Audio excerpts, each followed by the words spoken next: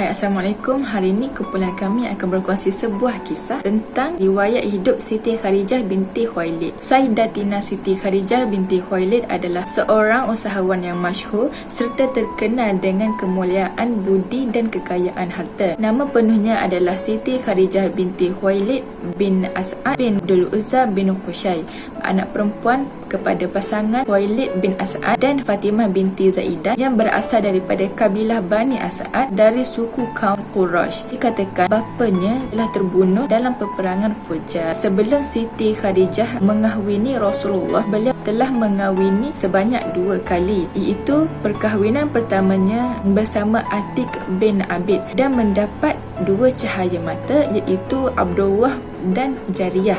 Perkahwinan keduanya pula iaitu bersama Abu Halah bin Malik dan mempunyai 2 cahaya mata, iaitu Hindun dan Zainab. Kedua-dua suaminya telah meninggal dunia dan menyebabkan Siti Khadijah menjadi seorang janda sebelum berkahwin dengan Nabi Muhammad SAW.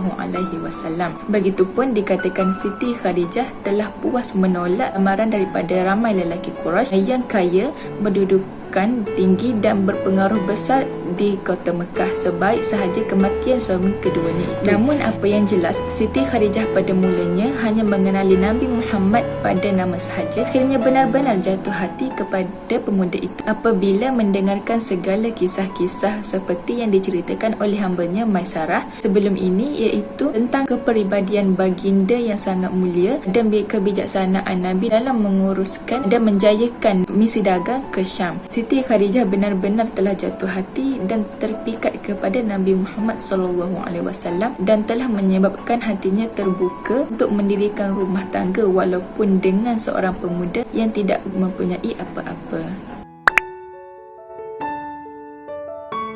Maisarah ialah seorang hamba kepada Sayyidatina Khadijah. Beliau juga ialah saksi kepada penampakan atau kejadian yang berlaku ke atas Nabi Muhammad SAW ketika perjalanan mereka ke Syam. Peristiwa pertama yang dilihat oleh Maisarah ialah ketika mereka dalam perjalanan ke Syam. Maisarah melihat ada awan yang duduk di atas kepala baginda dan awan itu setia berada di bawah baginda. Mana sahaja baginda pergi, pasti awan itu mengikutinya. Peristiwa yang kedua pula ialah semasa perjalanan mereka berdua ke tempat perniagaan di Syam, Nabi Muhammad SAW ingin berehat di bawah pokok dan Maisarah melihat suatu perkara aneh yang berlaku, iaitu pokok itu menunduk ke arah baginda. Dan lalu seorang lelaki bertanya kepada Maisarah, "Siapakah lelaki itu?" Maisarah menjawab, "Itu ialah orang Arab Quraisy." Lalu lelaki itu berkata, bukan sahaja orang Arab yang biasa, tetapi dialah Rasul, kerana tiada seorang pun yang duduk di bawah pokok itu melainkan ianya Rasul.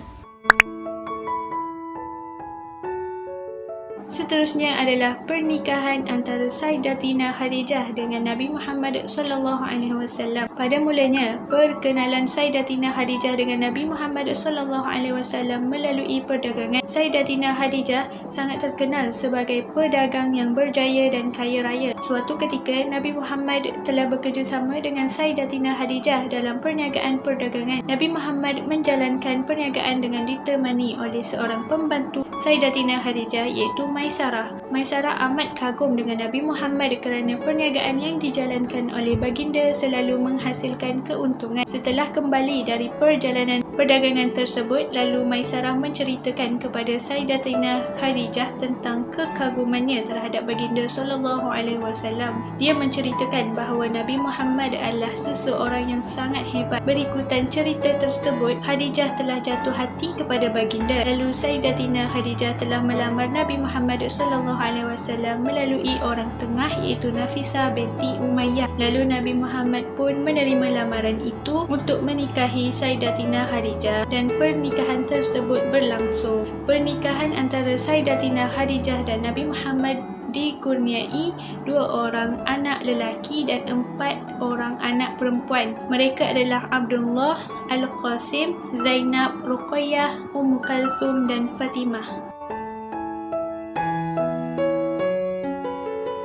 Sayyidatina Khadijah radhiyallahu anha merupakan insan yang setia mendukung dan menyokong dakwah Nabi Muhammad sallallahu alaihi wasallam dalam menyebarkan agama Islam. Beliau juga merupakan orang yang sangat patuh dan taat akan perintah Allah Subhanahu wa taala. Dorongan yang diberikan kepada suaminya iaitu Nabi Muhammad sallallahu alaihi wasallam telah membuatkan politik Islam semakin maju. Tidak ada seorang pun yang dapat memainkan peranan seperti yang dilakukan oleh Sayyidatina Khadijah radhiyallahu anha. Beliau telah mengorbankan harta, waktu, tenaga, kepandaian dan hatinya yang tiada bandingannya untuk Islam yang tercinta. Hasil dari pengorbanannya, Islam ketika itu mampu menang dalam melawan penyembahan berhala, musuh-musuh Islam dapat dikalahkan, keangkuhan Bani Hashim dapat dirobohkan dan ideologi keberhalaan dimusnahkan. Selain itu, Sayyidatina Khadijah tidak pernah merasa jemu dalam menghulurkan bantuan kepada orang-orang sekelilingnya. Beliau memberikan sumbangan kepada Nabi Muhammad SAW,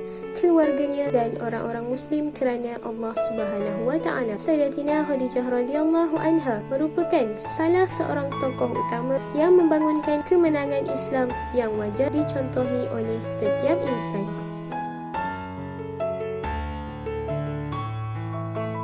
Wanita yang digelar Ummul Mukminin ini telah wafat pada 10 Ramadan pada tahun 619 Masihi ketika berusia 65 tahun. Pada saat kewafatannya, jubah Nabi Muhammad SAW dijadikan sebagai kain kafan untuk Sayyidatina Khadijah radhiyallahu anha dan beliau dikebumikan di hujun Makkah. Kesimpulannya, pengorbanan dan peribadi Sayyidatina Khadijah radhiyallahu anha yang mulia ini akan sentiasa dikenang dan perlu diterapkan dalam setiap jiwa dan pemikiran manusia masa kini, terutamanya bagi kaum wanita. Sayyidatina Khadijah radhiyallahu anha perlu dijadikan contoh yang baik buat semua masyarakat sekarang.